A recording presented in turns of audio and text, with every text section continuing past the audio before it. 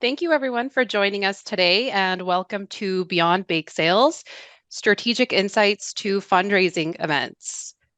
We're excited to host this session on fundraising as a part of our efforts to bring meaningful educational opportunities in the key areas of nonprofit management.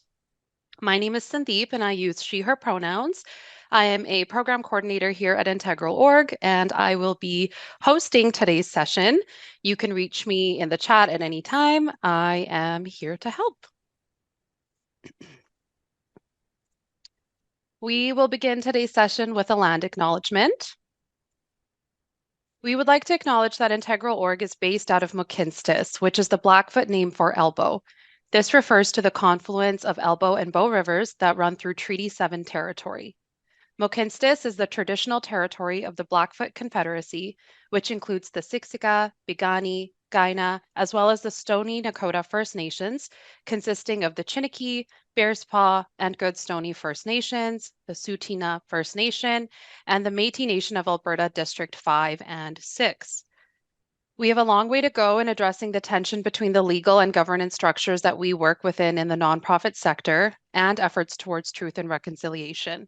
We at IntegralOrg accept our responsibility to work towards reconciling this tension while remaining in a position of humility as we consider our history and current reality, knowing that the answers are not clear and easy ones, yet they require all of us to engage. We all have a connection and responsibility to the lands that host our lives, our communities, and our work. I'll pause briefly for just a moment for us to reflect on that. And we will get going with just some Zoom housekeeping here. We ask that you please keep your microphone on mute just to minimize any background noise. We'll have a period for questions at the end, so feel free to drop any comments, questions, or scenarios in the chat, and we will be happy to address them. With that, I am very pleased to introduce our facilitator for today, Derek Bechthold, whose career spanning 24 years has had him the honor of contributing to a myriad of nonprofits and charities from a multitude of sectors, including but not limited to Woods Homes, Can Learn Society, Infirm the Cold, and currently the Brenda Stratford Foundation. These agencies have ranged in budgets from $500,000 to $85 million and fundraising departments from 7 full-time employees to one-person shops. Over his career, Derek has dabbled in every manner of fund development, from annual giving, major gifts, special events, to plan to give, and is well versed in high-level strategic development down to the tactical minutiae of fundraising. Welcome, Derek. We're so glad to have you with us today. Fantastic. Hey, thank you so very much, Sandeep. Appreciate it. And thank you to everyone here that is attending today.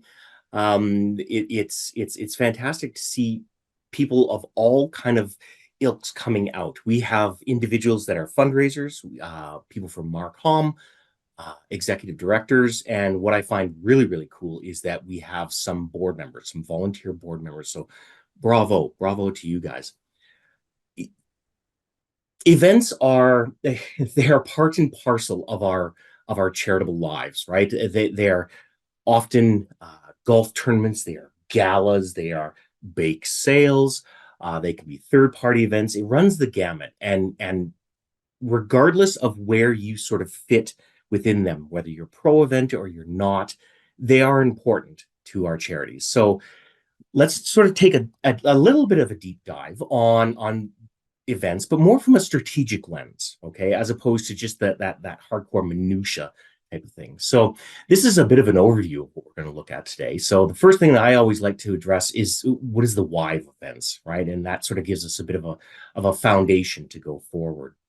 From there, we'll then sort of take a look at the other W's, the what, where, when, and who of events. Then we'll take a look at the post-event. Personally, that's my favorite part of it, and equally as important as the lead up or even the execution of the event. Then we'll look at what keeps you up at night. For myself, it's HR, budget, and measurement. For you folks, it might be some other things, and we'll sort of take a look at that.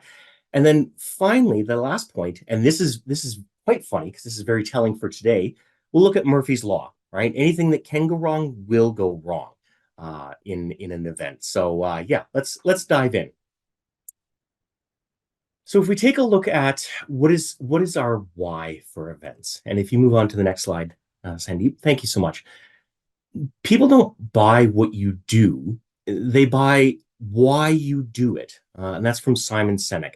Huge fan of him.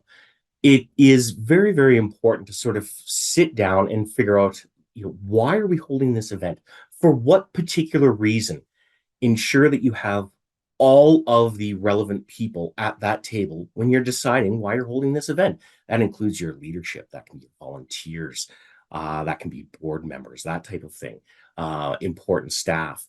And you have to literally go through each one of these. Yep, it is strictly for resource development. You know what? We're looking for cash and cash only. Maybe it is stewarding. Maybe what it is an event to steward your current donors in terms of recognition and appreciation. Maybe you're raising awareness. Maybe what you're trying to do is showcase what issues your particular charity addresses, right? Whether you're dealing with an arts organization or an animal rescue, maybe that is what you're trying to do and out to the general sort of public. Maybe it's promotion of your organization. And then finally, and this is often quite funny because I will often find that individuals that are charities that say don't raise money for their nonprofit through a special event, and that was their why. That's why they did it. Will often say, "Oh, but it was for friend raising. We made many friends," and that's okay and that's fine. But just again, try to figure out what it is that you are trying to do. Why are you holding this event? But then, more importantly, how does this fit within your fundraising plan, within your organization's plan, and with your strategic plan? Does it align with all of these things? A perfect example, if I can bring just up one, is in 2014, there was a organization out of the States that wanted to hold strictly an awareness campaign. That's all it was going to be. And they thought to simulate what this particular disease was, is that they would dump a bucket of ice water on their heads.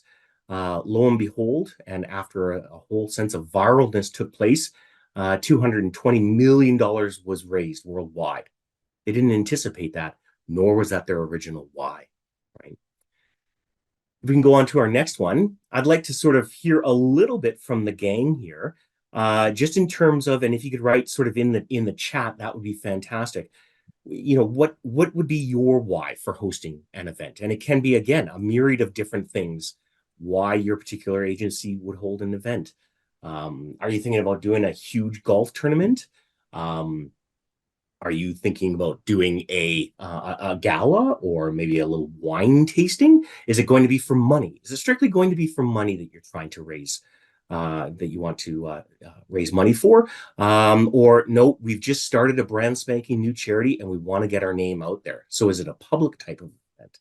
So if people are able to cover shortfalls in restricted funds, well said. Bravo. I completely agree. And quite often that can be what events are for, right? It's strictly just to sort of raise money. The nice thing is that you can have it for specifically you're raising money for an MRI, that's a Children's Hospital Foundation, or you're raising money for the overall organization. At Brenda Strafford Foundation, our golf tournament is taking place in a month and 4 days, and it is going to be a fundraiser, and it's going to be for general operating funds. So these are sort of these are good. The shortfalls though to restricted funds, that I can fully understand there. Yeah. If we can move on to the next one. So if we're starting to look at the why we're holding an event, let's kind of go in with eyes wide open. There's a lot of myths that surround sort of fundraising, and the number and people often hold special events sort of saying that, oh my God, well, they raise a ton of money, right? You see huge dollars and cents attached to it. There's glam, there's glitz, all of these type of things. And yet, if you look at this sort of chart, and this comes from Association of Fundraising Professionals, benefit events, so special events of any kind, generally cost 50 cents to raise $1. That is remarkable. So say if it costs, if you raise $100,000 for your golf tournament, it is going to cost you $50,000 to put that sucker on. Not a bad thing. You're still raising the funds, but just be cognizant that it costs a lot of money to hold an event. Anybody here know of Dan Pallotta and his extremely popular TED Talk, Uncharitable? Please, if you haven't seen that, go over and take a look, because he talks about fundraising costs and overhead and these types of things. So just again, as you're figuring out your why, it is certainly something to sort of keep in the back of your mind in terms of, okay, our why could cost a heck of a lot of money. Let's take a look at more specifically, though, sort of how it costs money and what can be your return on investment. So this is sort of a simple calculation, and what you look at is your net amount that you raised, or the gross amount that you raised, sorry, and you subtract your amount that you spent on this, and you divide it by the amount spent again, and you times it by 100. Now, I have two specific examples here, and Sandeep, if you could put those up. These are actually from the foundation of what we are doing. So in March, for International Women's Day, there was a whiskey tasting at Kensington Wine Market, and it was only for the ladies, whiskey tasting. Absolutely incredible. They were holding this event for us, so it was strictly a third-party event. The only cost associated with this was staff time. So we had some staff that showed up there that night. We did some pre-event work, put out some social media posts, and then, of course, a bit of a thank you afterwards. So in the end, they raised $4,500 for us. I would say conservatively, it was $500 that it cost us. So you divide it by the $500, that is an 800% return on investment for that. Whereas if you look at our golf tournament, and this is exactly our golf tournament from Brenda Strafford last year, we raised 170 grand from this tournament. All in, it cost us $60,000. You divide that by the $60,000 and you come up with, therefore, 183%.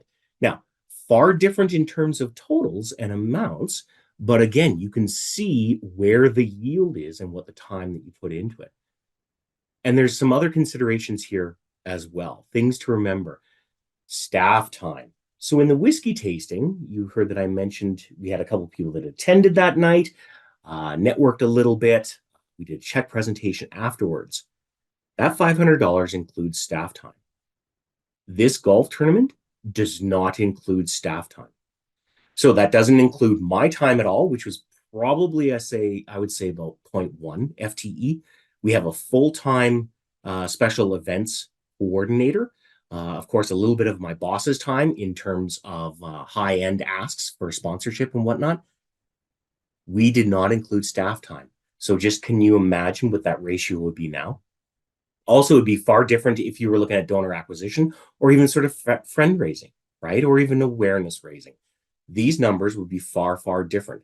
So again, when you're trying to calculate your ROI, you need to figure out what your why is first. And if it is strictly for raising of cash, then take a good hard look at sort of this equation and see how you'll come out. Right. If we were to now delve into the what, where, and when, and who of events, and again, we'll take a look at from a strategic lens for these. So once you've figured out what your why is, you know what? We want to hold a fundraiser. We have a shortfall in restricted funds. Yeah, we need cash. We need cash quickly. Okay, fantastic. What kind of event are you going to hold? This is sky's the limit, right? And you can literally have anything under the sun. Events that I can think of that were just awesome in the past were Walk a Mile in Her Shoes, the YWCA in Calgary here, Rescue in the Rockies, Stars, Air Ambulance still holds those. Busting for Badges. I have a colleague in Edmonton that is with the Edmonton Police Foundation, and they do clay shooting for this special event. And then there used to be, gosh, this was, whew, decades ago, rubber duck race for Ecological Society here in Calgary. Does your event, whatever this kind of looks like, right? Is there a way that you can tie it into your organization? And is it appropriate? So, for instance, do you hold a pub crawl or even a wine auction if you deal specifically with substance abuse issues? Something to think about, right? Do you hold a shooting tournament if you're dealing with domestic violence? Or even do you hold a food eating contest if your mission deals with eating disorders? I can remember at an agency that I once worked at where our board chair said, "We will do anything so long as it is legal." Okay, fair. That's a kind of a wide berth. But again, does that really sort of fit within your mission and your vision as an organization, right? It really should tie together and align, and then also tell your story. How does this particular event tell your story? Where? Location, location, location, right? And this might be really quite sort of simple, and you kind of go, well, of course, Derek, if it's at a, if it's a golf tournament, it's going to be at a golf course. Don't be silly, right? Where though also lends into a whole lot of logistics that you may really need to consider, and where logistics then come in is timing, right? So if it's at a person's house, that is far and away easier than, say, if you did a bike race in Banff National Park.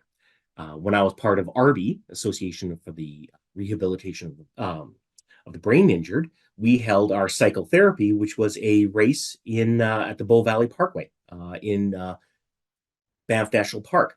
There were a lot of permits and a lot of hoops we had to jump through, and work that into your timeline, work that into your project, right?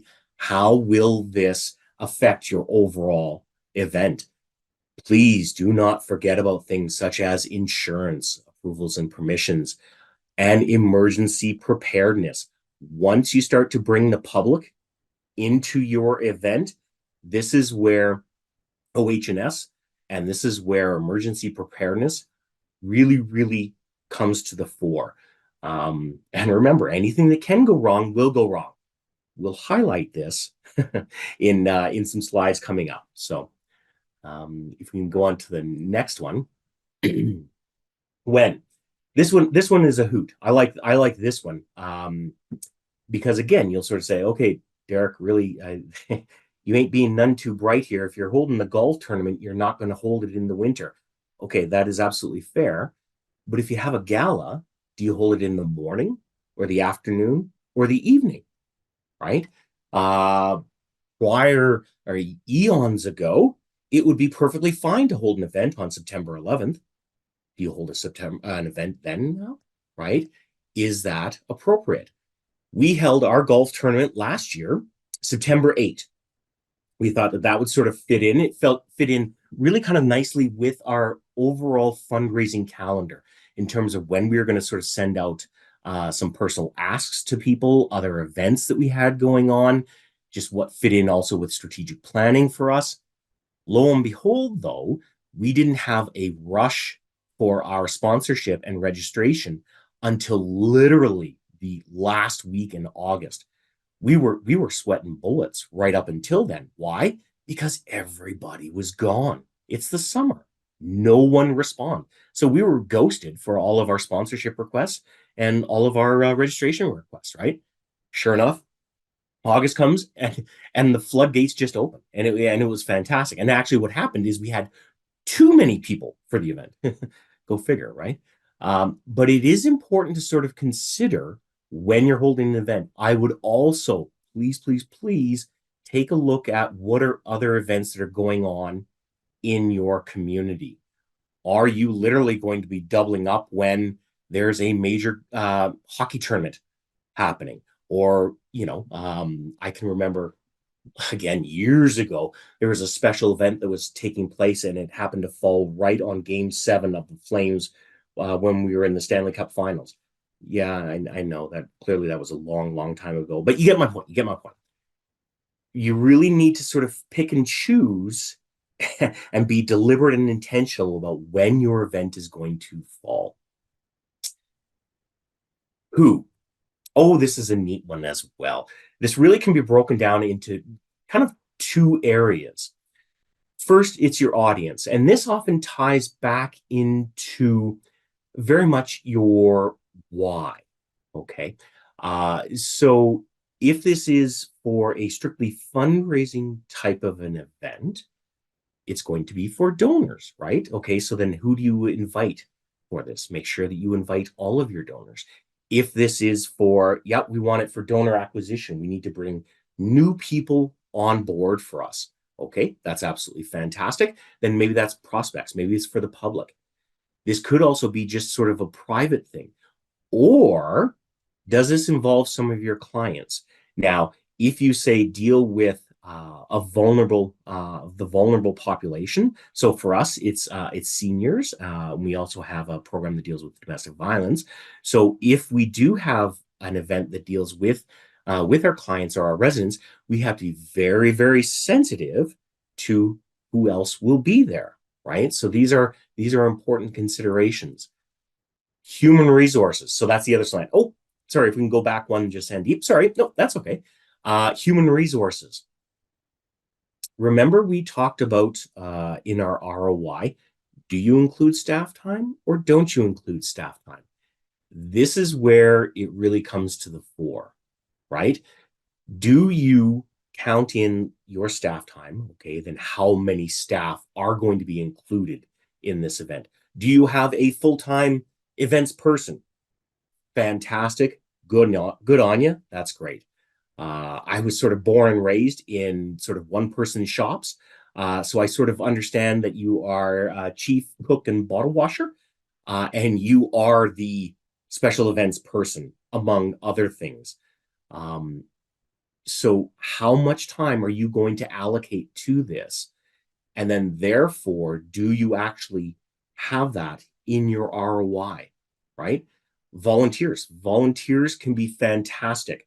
They are essential. I would say they are essential for your event, not only to help raise awareness, be ambassadors for your mission and your story, but also to bring on board donors, right, and prospects. But it also takes someone to manage those volunteers, to educate and to train those volunteers, right? Don't forget that. You can also get a consultant. Highly, I do condone that. Absolutely. You can bring on a consultant. Please note, they cost money. That will affect your ROI, right? All of these things will play into that. At Brenda Stratford, we had a really, really interesting part where we're a large organization, about 1,500 staff in total, and we really wanted to have staff engaged in our golf tournament, and we wanted to have them come out and volunteer. Okay, well, this is now an interesting. Do your staff volunteer? If your staff is working on a day where they normally work, is that considered volunteerism? Are they paid for that? Are they not paid for that? Right? These are all interesting little conundrums that you kind of have to go through.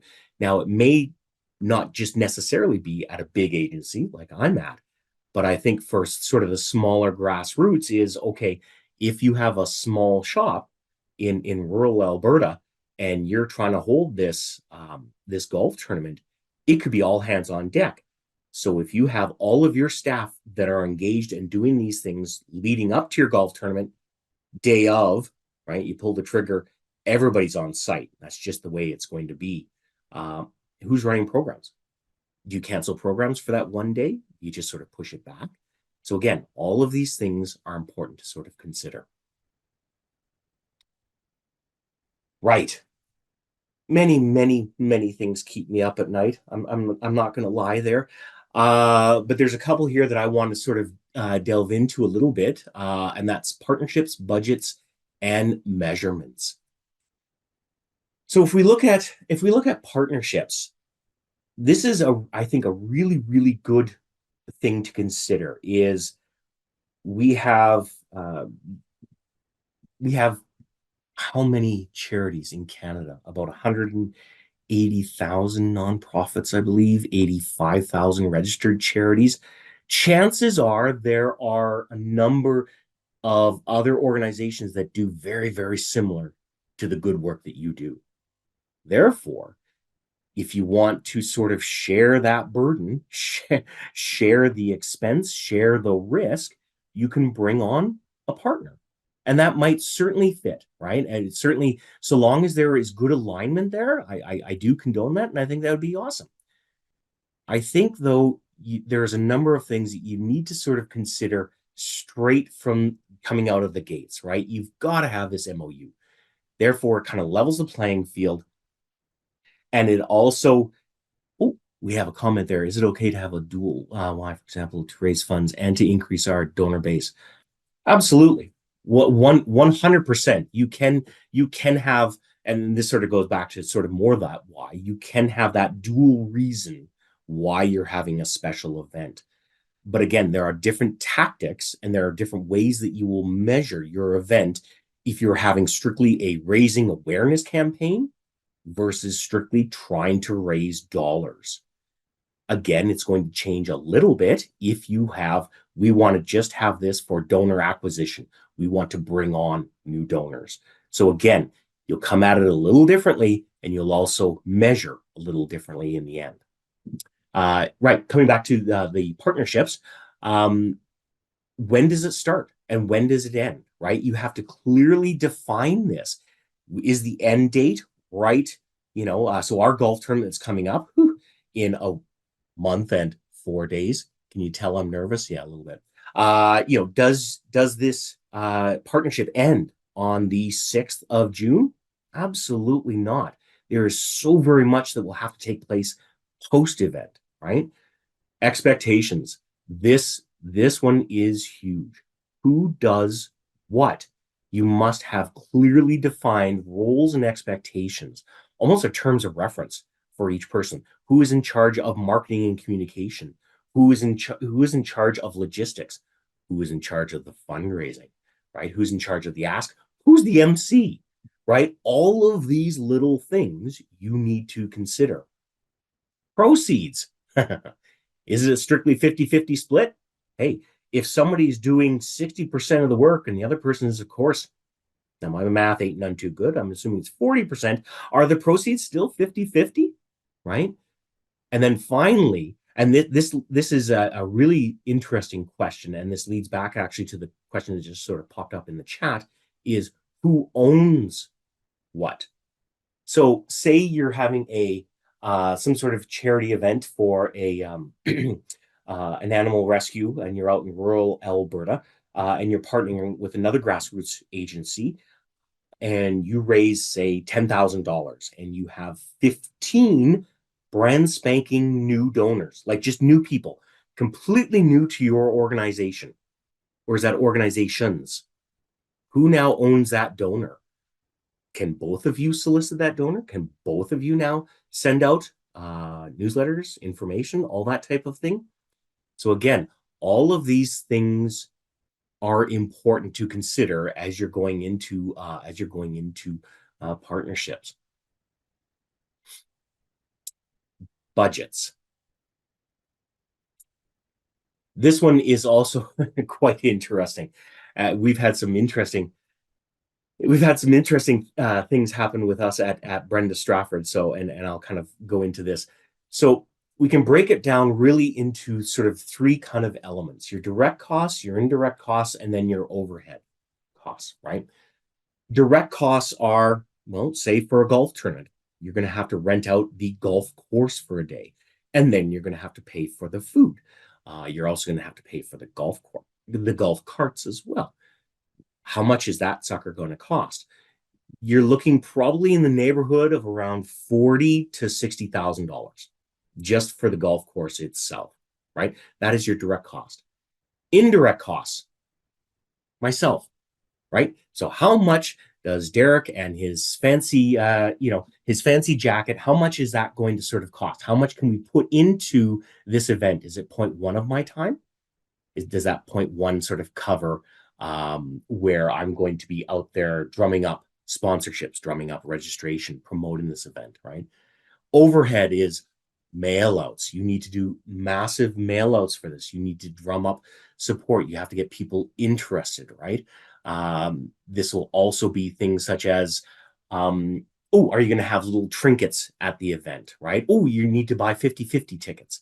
These types of things, right? You need to consider all of these costs when you're looking at your budget. I think it is very, very important, though, that when you include the staff costs, you either include it up front or you don't include it at all. There's often, and I'll sort of give a little secret of the sector. You'll often see in the newspapers, oh, that this particular event raised, say, $250,000, and they cite some incredible number. And there is no question that you can raise that. There are some remarkable charities out there that have incredible brand equity. Absolutely. But then in the back of your mind, go, okay, is that net or is that gross? Right? Oh, does that include staff time or not? Right? So this really goes into then your story that you tell afterwards in terms of success. How much did you raise? Did you raise that $60,000 or the $170,000 that I showed you, or was it the 110 that you raised? Right? Oh, or is it actually even less because now you're including staff time? Right? So these are things that you have to sort of figure out beforehand. And this will certainly now come full circle when you start to figure out your budget towards the end, and then you can tell what your numbers are. Oh, yep. Sorry, Cindy. No, please go ahead. Yes, absolutely. Measurement. Oh gosh, please be sure to measure everything that you are doing. The dollars raised, new number of new donors, number of prospects garnered, your sponsorships, your draws, your silent auctions. Last year, we even tracked how much or how many times an individual was betting on a particular silent auction, because we knew that those were sort of those instigators and we wanted to bring them back. They didn't really buy anything, but wow, did they drum up the price on auction items. They were awesome, right? You want to start to track and segment all of these demographics. The other important thing about demographics is that it is good to relay back to your sponsors. They like to know, especially if you say have a bank, they like to know that, oh, wow, did you know that we had 7 people that came out that own their own small companies, right? Banks like to understand when they sponsor your sponsor your event, who is there, because their logo is going to be featured at their event. This will also help you in terms of tracking activity or success. So we had last year we had a game called Pink Ball for the golf tournament. I won't go into what it was all about. It's ever so clever. Thought it was fantastic. It bombed. It bombed horribly. So we took it out of this year's event. There's like, why would we do that again? And the only way we knew that it bombed is because we had how many people participated, the dollars that we raised from this particular event. I can remember one specific corporation asking me when they were going to sign on as a sponsor, and it was a telecoms organization. Derek, how will us sponsoring this organization help sell phones? SELL, not cell phones. Huh. Oh, that was quite funny. Sorry. How will this help sell phones? A legitimate question, right? But these are things that your sponsors sort of want to know. They want to know who is attending. So you have to capture this information. One thing about social media that I'll mention here, and this is a really, really important one. More and more agencies are certainly jumping on the bandwagon of social media, but also find out what mediums your sponsors are using and your donors are using. Meet them on their medium. And then what you want to do is make those announcements. You want to have these people like and share and make comments. It's difficult to sort of rate or ROI on social media, and that can be really, really sort of difficult. But what you can do is you can look at the COI, or the cost of ignoring. So what you'll want to do is when you're thanking your sponsors, you'll want to go, at RBC. Thank you so very much for coming out this day. We really, really appreciate it. Now that will show up in their feed. They can either choose to ignore it or not ignore it, right? But at least it tags them immediately and they know that you are thanking them and it is out there in public. Last year, we didn't, or 2 years ago, we really neglected our LinkedIn for some of our sponsors, and it showed. It showed. Last year, we really emphasized LinkedIn and we put out there the thank yous and promotions of our sponsors on LinkedIn, where a lot of our sponsors were, and they responded, wow, thank you so much for this opportunity. Brenda Strafford, we really appreciate it. Thanks again. We'll be there next year. So again, measure all of these things as you're your preparing for your event. Now, I have talked ever so much, and I'd love to see some comments, please, in here. So, what keeps you up at night? I mean, what are some of the pain points that you can see will come to some fundraising events, right? Could it be that you're looking at we just don't have enough sort of staff, or we don't have the investment of energy or the time to manage some of these events? Could it be that um, we just don't have the specific revenue or the venue for this, and we don't sort of have an idea in terms of what an event might look like? So if anybody could type in, I'd appreciate that, and we can have a quick look, see if anybody has any questions or comments. The one thing I will not exhausting to wow, that is a brilliant comment. Not exhausting donors with continual requests. I love it. Thank you so much. This speaks very much to the when. This speaks to the when of your event. Specifically, you want to position your event not right after and not right before you do an ask, right? I mean, there can be some charities that will put out an ask to their constituents or their stakeholders once a month, right? And they have no problem with that. And their donor base may be able to bear that, and that's okay.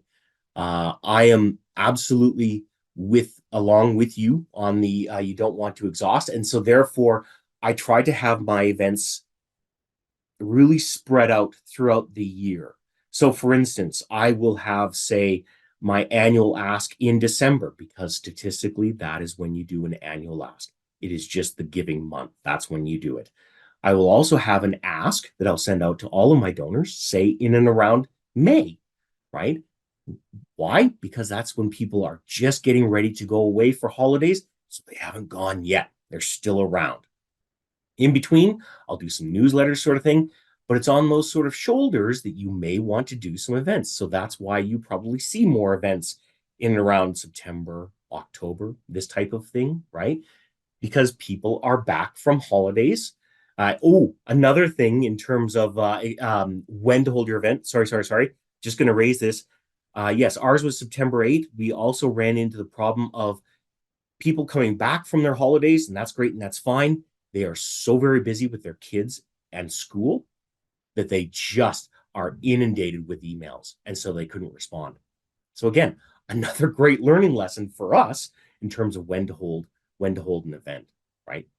And Gabe, don't have the experience. Absolutely. And a lot of smaller nonprofits certainly have that challenge. What I would do is I would start to build up committees, have committees of volunteers. People love to give of their time. It is our greatest commodity, but people love to share that. So what I would certainly do is I would make sure that you ask some of your volunteers, ask your board members, ask your staff to sort of if they can sign up and start to literally spread out that load everywhere that you can. That is what I would do. Is many hands make light work, as my mother would say. Okay, moving on to post events. This is actually my favorite part of the event. Why? because I think it is sort of the most important. And this is what might also bear a lot of fruit for your agency, is what happens after your event. First and foremost, please thank everyone. Okay. Um, that often goes unrecognized. People often get left out. And I don't just mean thanking your donors and thanking your volunteers. No. I mean thanking everyone. Thank your vendors, thank the people that thank the golf tournaments, thank absolutely everyone that you can. And whether it is by an email, it can be by I do handwritten thank you cards. So I'll stay at home, stay up late at night, and I'll have my beer on the table, and I'll have my list, and I'll write out thank you cards for all the lovely people that just were part of that event, right? You could do a phone call, or, and this may, when Gabe sort of mentioned, and we talked about committees there, have some of your committee members, again, share that load. You might have to send out a ton of thank yous. Make sure you share that load. Inventory. Please, do you have everything from that day? We actually lost one of our sandwich boards last year because we just forgot to pick it up, right? I mean, the event day, and you're just going all out, and you may completely forget about it. And so check if you've left anything behind, but also please check if you took anything that wasn't yours. That's also happened. I won't go into the details. It was rather ugly, but yes, that you might be doing some unexpected deliveries to another charity afterwards. So just do sort of a bit of an accounting of all of your inventory. Settling of accounts. People want to be paid. Please make sure that you pay all of your vendors, pay them on time, but also then do reconciliation between your fundraising and accounting. And that is very, very important. Okay. Also, make sure that you start doing the measurements that you took for your ROI, right? You want to start to sort of break all those out. Okay, how many sponsors did we have? What did we bring in for sponsored dollars? How many donations do we have? How many participants, right? You want to start to capture all of this information. A debrief. I do these every single time. These are critical with everybody that was involved in the event itself. That is where you will bring out your best Clint Eastwood, the good, the bad, and the ugly. Hope some people got that reference. Please, sorry. Yes, that's when you will want to be critically honest with yourself and literally say to each other, okay, this just didn't work. And it's not about judgment. It's not personal, right? It's strictly business. You want to find out what worked and what didn't. What didn't, you don't want to do again, right? If you fail, you want to fail forward. Did you achieve your why?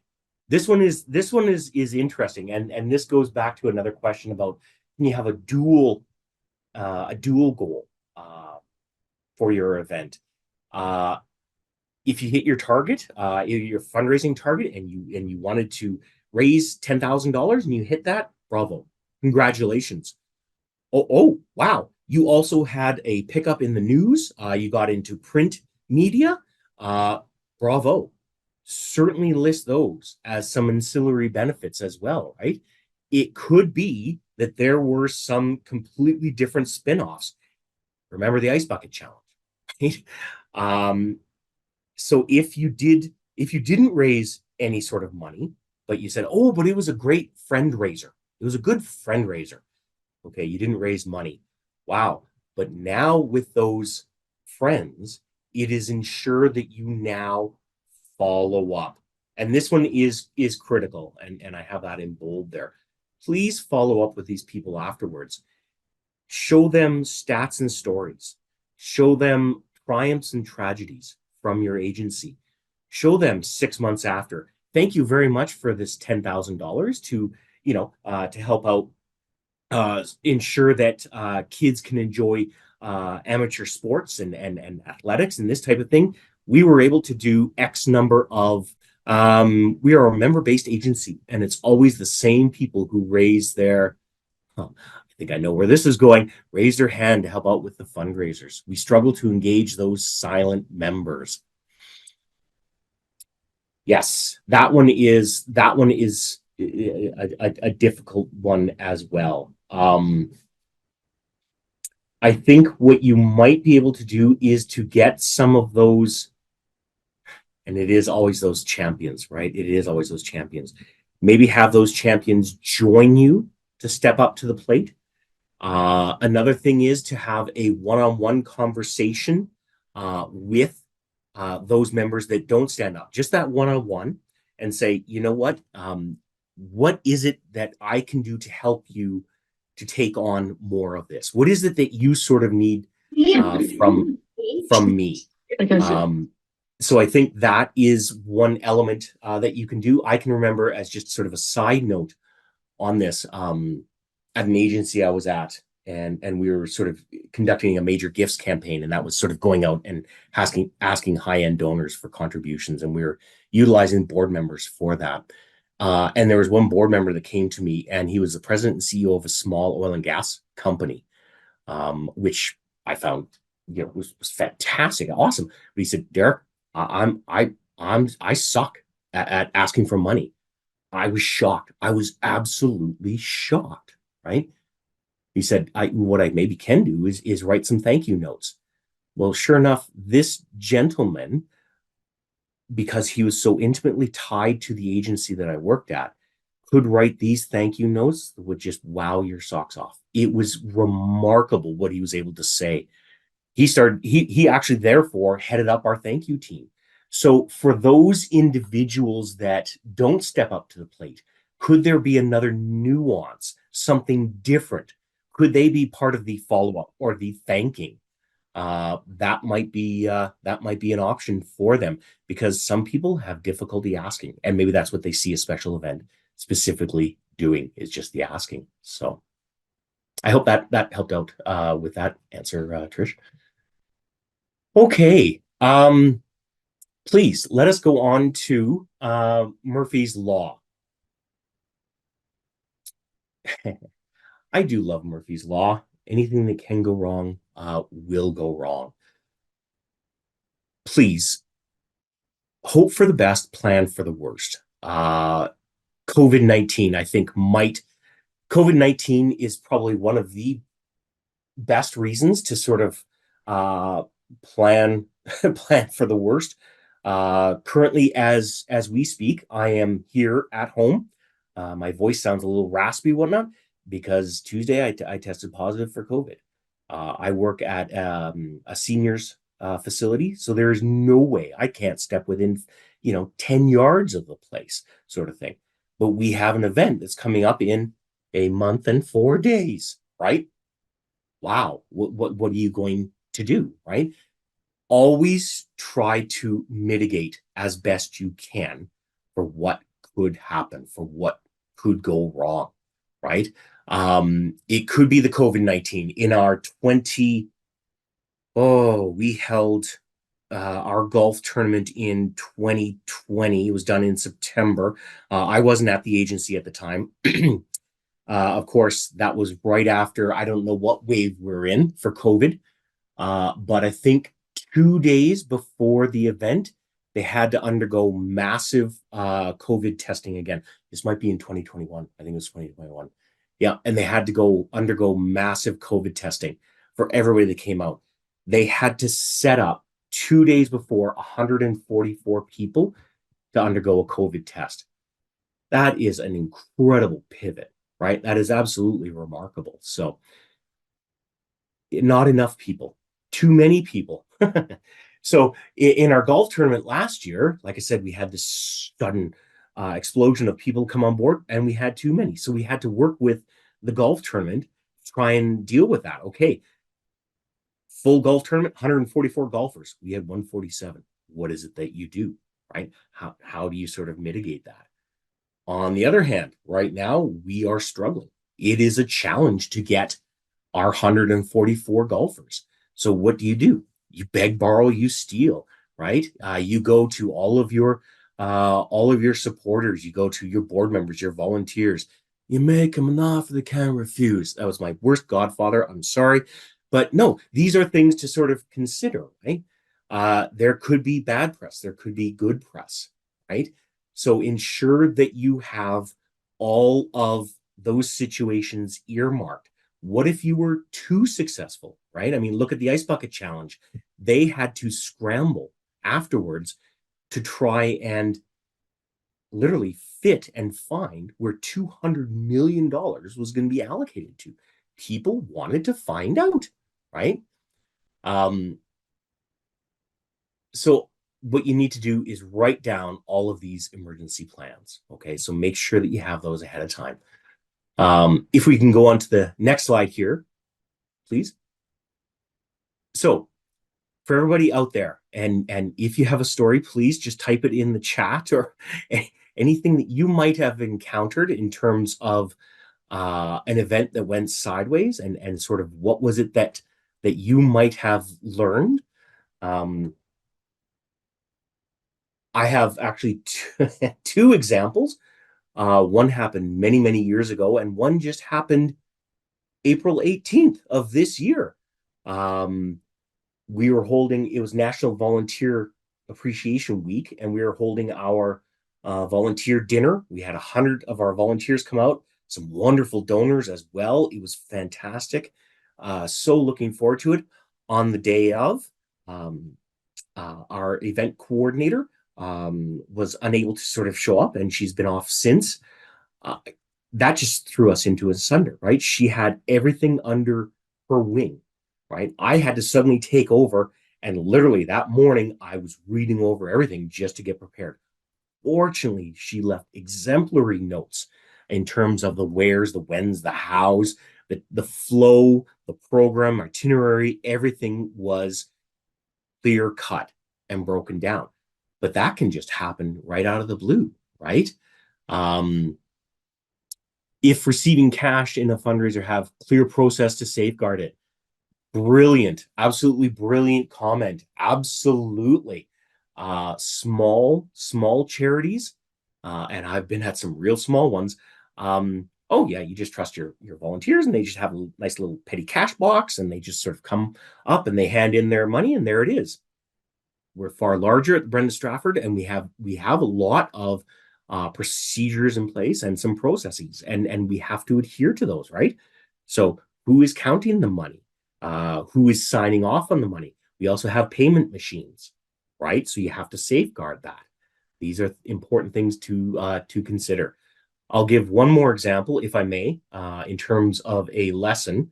And this one was quite shocking. I was at the Calgary Police Foundation. Remarkable agency. We were able to raise about $10 million in 18 months. It was absolutely incredible. Just a powerhouse of a board, and just a wonderful mandate and mission. We're going to hold an event to recognize our donors. And we had the mayor coming out. We had a lot of provincial officials. We had CEOs. Again, these are the highest of the highs that were coming out for that event. We had Chief Rick Hansen at the time, CEO of Synovus, the late Honorable Jim Prentice. All of these individuals were sort of coming out for this donor wall reveal. On that very same day, we had Calgary's worst homicide in history, right? That was the Matthew DeGrood tragedy that took place on that very same day. And so I think it was about an hour and a half before the event took place that the chief of police said, no, there is no way that we can hold this celebration when this tragedy just took place. And so we literally had to stop. We had to back up and call, text, social media, carrier pigeon, all of our donors, about 110 of them that were going to come out, that the event was off. They all understood. They completely sympathized with us. But again, we had to pivot incredibly fast. So anything that can go wrong certainly will go wrong. There is no question from that stance. Right. If we can move on to the next slide, please. Just some things to sort of consider as we sort of move into sort of the tail end here is, please respect the event, okay? These things take time, they take energy, and they take effort. We've had some interesting sort of changes and some fantastic shifts at the Brendan Stratford Foundation, and we've had to sort of parcel out some responsibilities. And I am taking over the auction now for our golf tournament. Love auctions. I do up a mean auction basket, make no mistake. However, there is a lot of time and energy that goes into a silent auction, right? Even to do a 50-50 draw, there is, again, a lot of time, energy, and effort that will go into that, along with working with AGLC, ensuring that you have the right sign off, the signing officers, ensure that all you have enough time and start well in advance. We're already starting to plan for our 50th anniversary event next year for our 50th at the Brendan Stratford Foundation, right? If you take a look at any of the other major events, say the Children's Hospital Foundation in Calgary, or In From the Cold, right? Or Stollery Children's Hospital in Edmonton, they start a year out for their event. Now, are you doing a bake sale? Does that take a year out? No, but you can certainly start that far out in terms of gaining support, in terms of figuring out what your why is, in terms of getting your committee members, right? This is also, I'll go back to that, the committee member thing, because it's just sparked me here. Committee members are really important. Not only do they share the load for the event, but you have that great sense of redundancy. You now have multiple people who know exactly what is going on with this event. Should someone fall ill suddenly, right, and can no longer hold the event 12 hours before the event, right? So just respect the event and build in the amount of time, energy, and effort that it will take to do the event. If we go on to the next slide. Oh, this is such an awesome quote. I do love this quote. Peter Drucker is sort of the godfather of nonprofits. And he said that culture eats strategy for breakfast, lunch, and dinner. And I so agree with this. It is fantastic to sort of say, all right, you know what, we're going to have this event. It's going to be all hands on deck. It's going to be just a massive fundraiser for us. And yep, we're going to put this on. Geez, does it fit within the culture of your event? As we saw a comment earlier, we have no experience. Okay, fair. Then why shoot for the moon and the stars, right? Why not build up slowly for that? Can you have a walkathon? Might there be a third-party event that you could glom onto first? So, for instance, in Calgary, we have the Calgary Marathon, Scotiabank Marathon, right? They do fundraising for nonprofits here. You just sort of join on with a team and they do all the back end stuff. While they do it all, you can therefore sort of see a little bit of the inner workings of what takes place. So that might wet your whistle a bit, right? Don't start off with a huge, 900-person gala if you've never done an event before. Maybe just host a small wine and cheese. Maybe host a small appreciation event, maybe to appreciate your volunteers, right? May not necessarily be a fundraiser, maybe a break even, but at least you can start off small. And I will bet you a shiny dime that appreciation will go a very, very long way for your volunteers or your donor, right? Your donors. So when we say that culture eats strategy for breakfast, it has to fit within your organization, right? Its goals. Does it fit within your strategic plan? Does it fit within your mandate and your vision overall? If we look at the next slide, yeah, thank you. When you pick an event, please, for gosh sakes, measure it, okay? I have come on board with some agencies where they would sort of say, oh, yes, well, yes, we hold this auction every year. And I would say, okay, well, that's fantastic. Why? Well, because that's just what we've done. We've always done that. Oh, wow. Okay. It took, copious amounts of staff hours and time to, garner those items, to do the write-up, to do the photographing, to put them up on the website, to do the bid sheets, to then in the ends, ring out the cash, all those good things. And you raised $2,000. Okay, was that worth it? Try to measure that, right? Make sure that what you are doing fits in well with why you were trying to do the event in the first place. If this is an awareness campaign, right, an awareness event, pardon me, and you know what, we're just doing the launch of our new charity or the launch of a new program, and therefore we want to sort of highlight this, and it's sort of an open house, and that's the type of event we're going to do. Fantastic. So it ain't going to be no money maker. No, you can measure how many hits you got, though, in terms of publicity. You can have a measurement of how many participants came out for this open house, right? How many views did we get on social media? How many people, went to our website to learn more about this? You could even sort of say, oh, yes, we want to try and raise new donors. Oh, okay, donor acquisition. Fantastic. How many new donors did you come on board? How many potential new donors, right? You could also have, and I've been part of this, and this is an interesting thing to measure, where you're trying to bring back donors who have slipped off your radar, right? So to retain your donors or lapsed donors, right? They're far easier to gain back into your fold is someone that maybe sort of missed last year, basically they couldn't afford it, or whatever life circumstances took place. Bring them back in. You can easily track that and monitor that. Anything that you are doing in this event, measure it all, because it will pay in dividends later. Yes, I already mentioned this. I do love this term, that when you fail, please fail forward.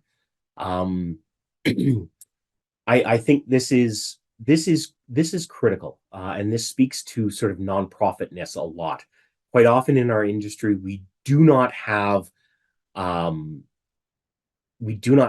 very high tolerance for risk, and so, which is a shame, because risk brings innovation, right?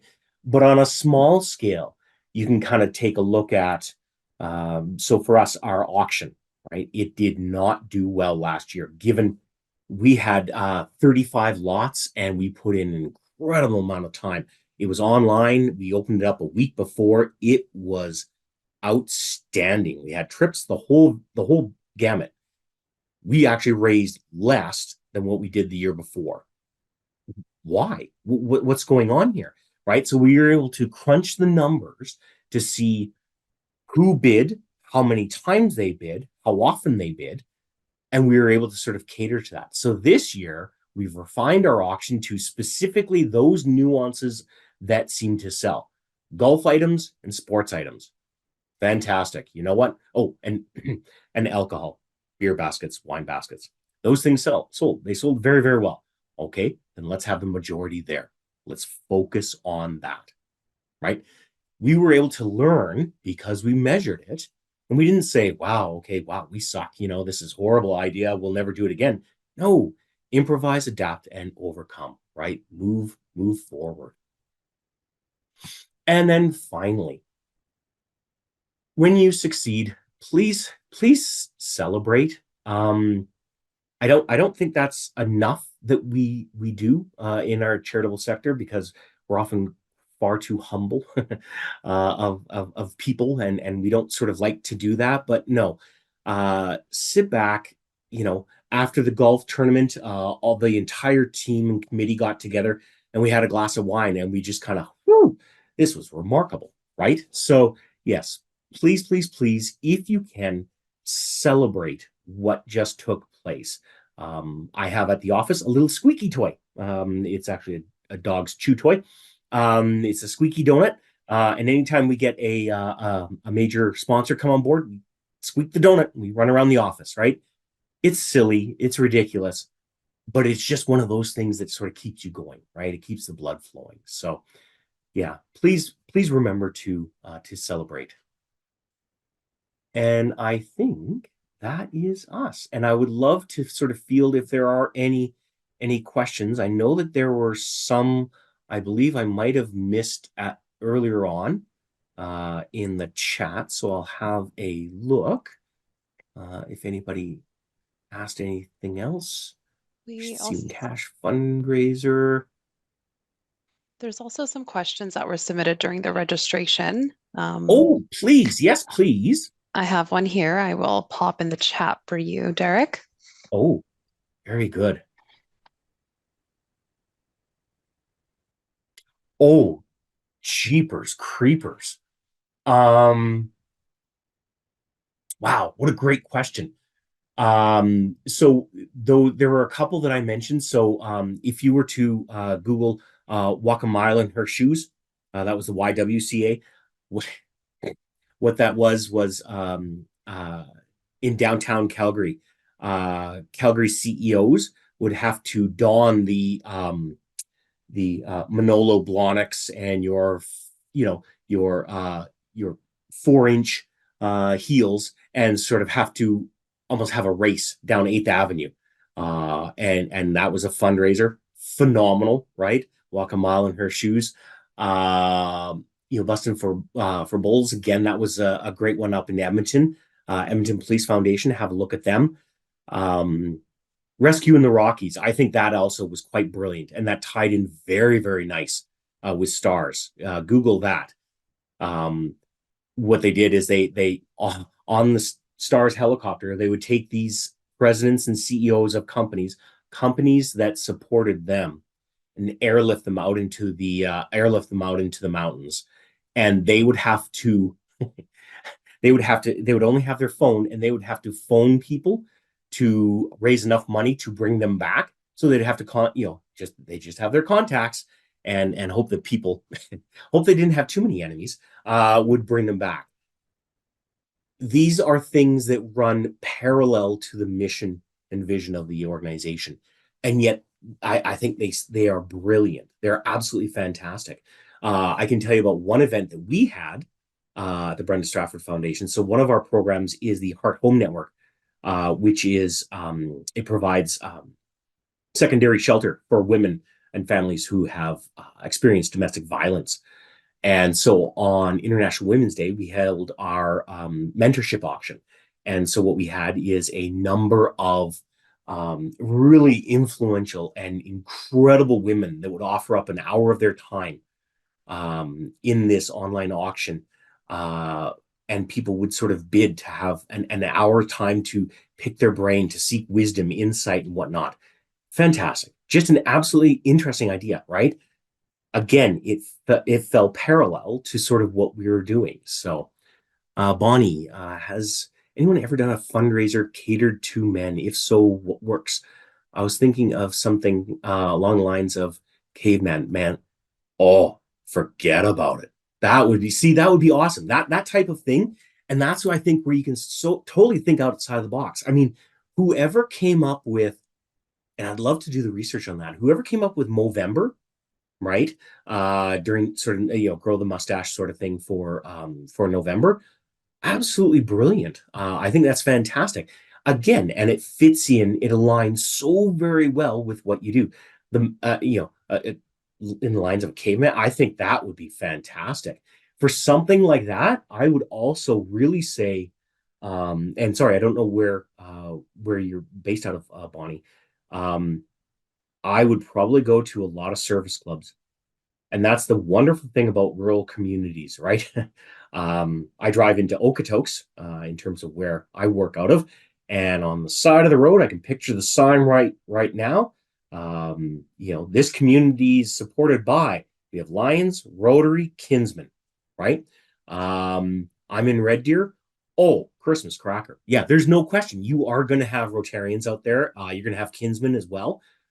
Tap into those groups, right? They are generally predominantly male oriented in terms of the organization. Kinsmen certainly are. They do have the Kinettes, the female version. I used to be a Kinsman and I used to be a Rotarian, and they love being involved in community, right? They absolutely love it. And I'll bet you a shiny dime, if you hit up Kinsman, they would truly like something like that caveman idea. I think that's absolutely awesome. That's fantastic. Were there any others there, Cindy?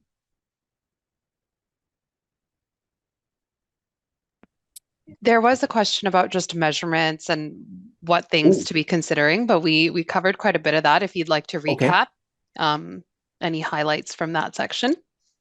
Um, yeah, I think the again the thing when we talk measurements, it suddenly gets all kind of murky, and you're like, "Oh, is this very scientific?" No, this can merely be how many golfers did we have? We had 144. How much did we raise? We raised $5,200. If you can start to have these baselines, and then over time you will start to see what you did. So say you're going to do this caveman caveman experience. I love that. We'll work with that, right? And you're opening it up to the public. And the first year, say you have 25 men that are involved with this. It's some sort of fundraiser, and you raise $1,000. Well, geez, if you start to see this thing increasing and going up, can you expand it? Right, the year after that, you have 35 or 50 men, and then you raise 5,000. Right, this type of thing. But I think any nuance that you have at your event, you can really measure that. You can keep track of that. Log it somewhere safe, and then come back to it as you're starting up again. Your event next year. Wow, this did not do so well. Then why are we doing it again? Right? This is where your debrief comes in very, very handy. And you can have those really, really honest conversations with yourself and your team. You have a compete for and set up endurance type activities for the weekend warriors out there. 100%. Oh, I think that's kind of nifty as well, right? Um, uh, Check out Kids Cancer Care. Kids Cancer Care has um, a ride for kids, I believe, where it is literally the weekend warriors that hop on their bikes and they go gallivanting out into the mountains. It raises loads of money for them, right? I think that would be neat. What's also really cool about that idea, um, is that you could really sort of, because it has that competition flair to it, you could really pit that out to, and say you're in rural Alberta, and say you have um, two banks out there. You have ATB and you have RBC. Nobody likes to compete better than banks, right? And say you're friends with both of them, have them both put in teams and compete against one another. That might be fun, right? It's done in fun, but again, it raises awareness and it also raises you some cash. So I love that competition idea. And it can be friendly, right? It can be friendly for sure. And oh, those are great ideas. I might have to pick their brains afterwards, Sandeep, about some event ideas. Just trying to see if there's are there any other questions that people had?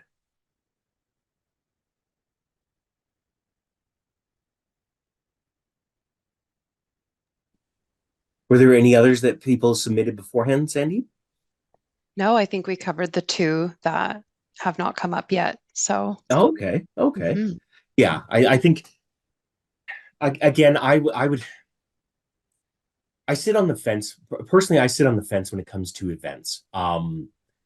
I sort of look at the hardcore ROI and go, okay, if it costs me a 50 cents to raise $1, why would I do this? And you can certainly say that it is promotion and it raises awareness. And events do that. There is no question, right? And some do that far better than others.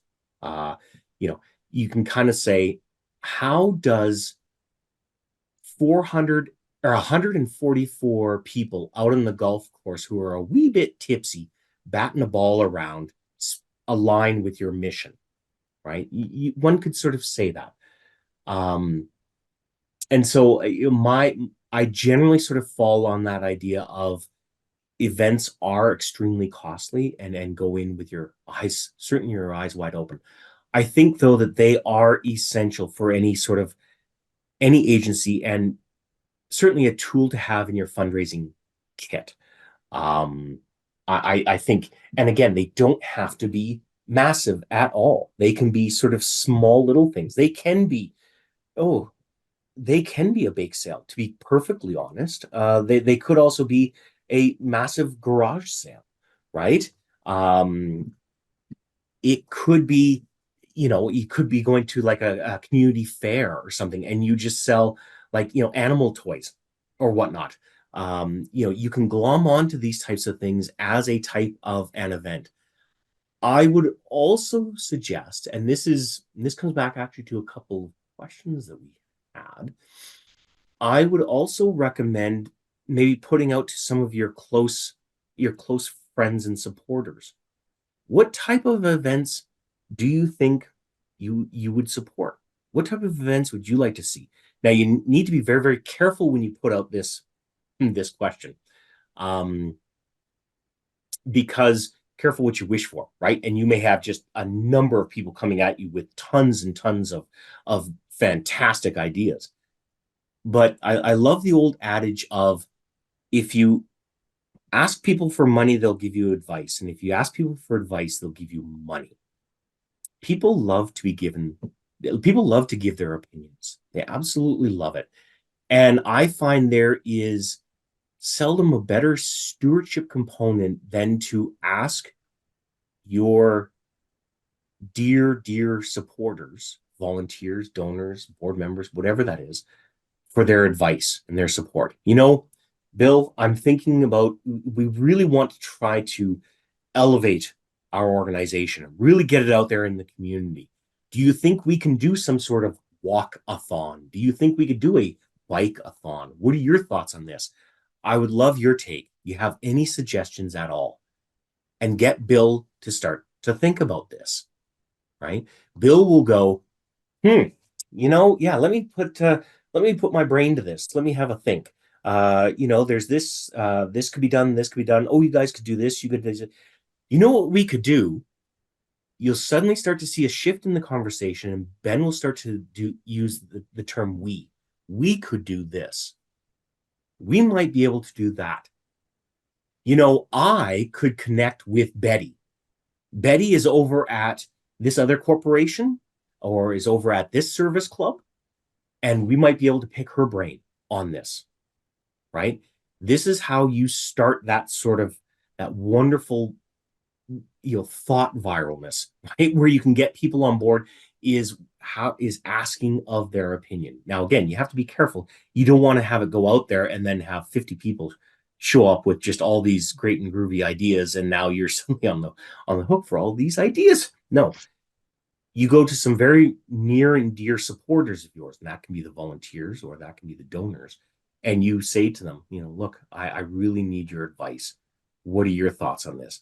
And they might have attended something. They might have, been out at an event themselves. And they said, we saw this recently, and this really did seem to take off. I was at this golf tournament, and this worked out just wonderfully. Do you think we might be able to try it?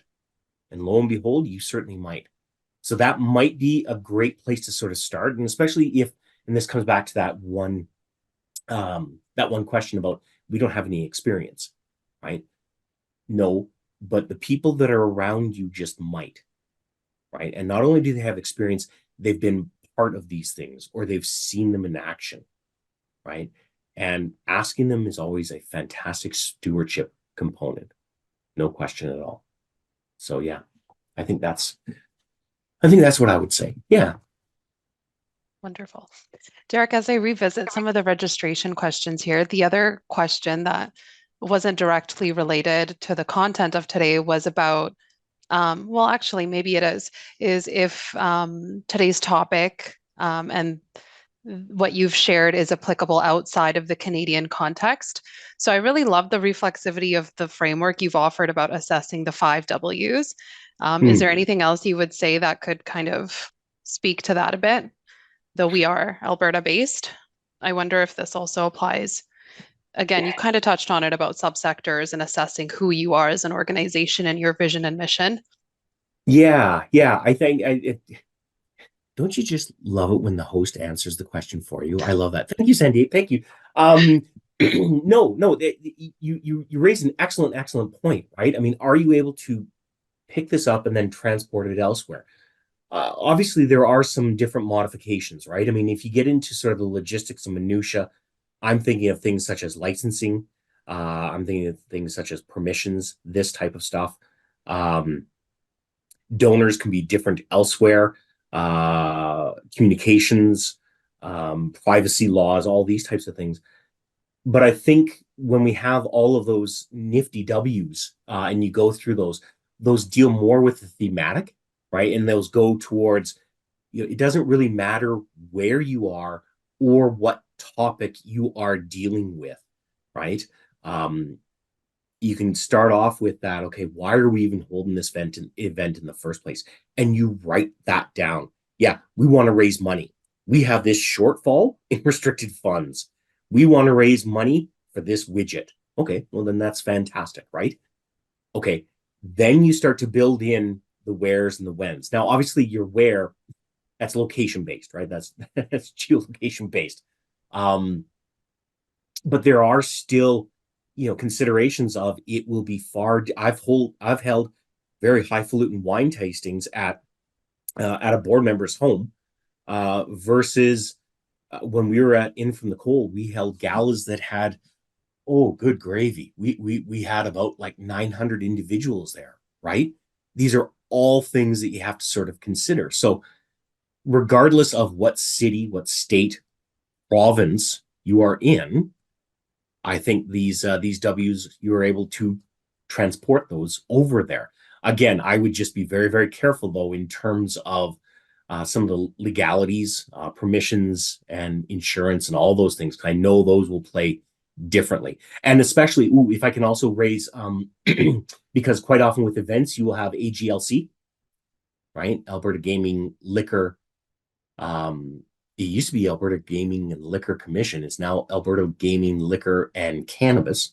Yeah, so that is particular to us, right here in that is particular to us. Whereas if you're in BC or if you're elsewhere, no, I would definitely look at those laws in terms of what happened. Bonnie, they buy the why we do. Thank you, Bonnie. That's very well said. Couldn't agree more. Right? It's really about telling your story. It really is. If people understand why you're doing this, that will resonate, with people. There is no question.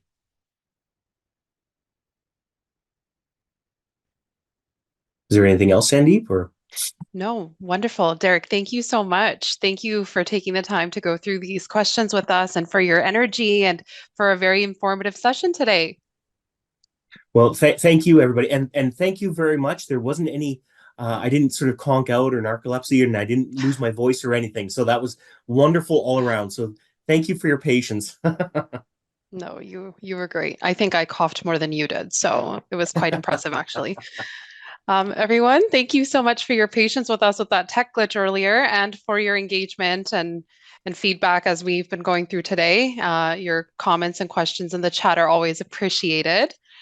On the screen here, we have a resource for you.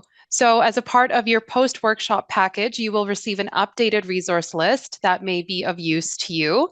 Derek has shared some of his personal favorites, so I recommend clicking through this list and finding those gems. This will be attached to the post-workshop email that will be sent out a week from now. Typically, we get our materials out a bit sooner, but our communications lead is on a holiday, on a cruise. So we appreciate your patience as we get those recordings, the recording of today's session, the slides, and those resources to you. Okay. We hope you found today's session informative. We'd love to hear from you. So I am going to drop a survey link in the chat for you to provide your feedback. It's important to us that our workshops are meeting your needs and interests, and your feedback helps us to continue developing our offerings. So we appreciate you taking the time to go through that and give us that insight.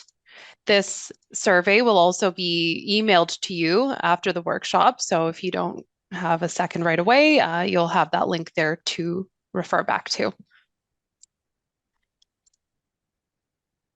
And that Integral, survey is also good for measurement. Sorry. yep, exactly. IntegralOrg is a capacity builder and a nonprofit ourselves, and our goal is to equip you with the knowledge and support you need to do your best work. In addition to education and fundraising, we work in many areas, including board development, legal support, and leadership development, to name a few. As I mentioned, or I may not have mentioned, some questions may have arisen for you today that require more in-depth conversation.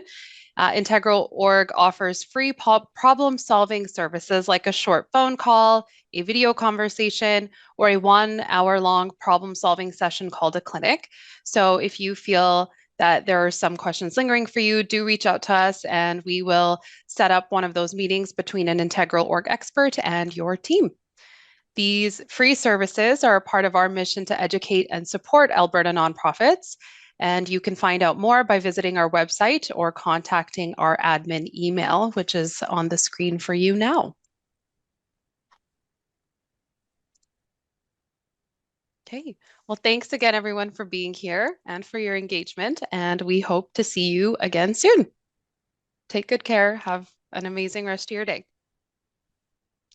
Thanks, everyone. Appreciate it.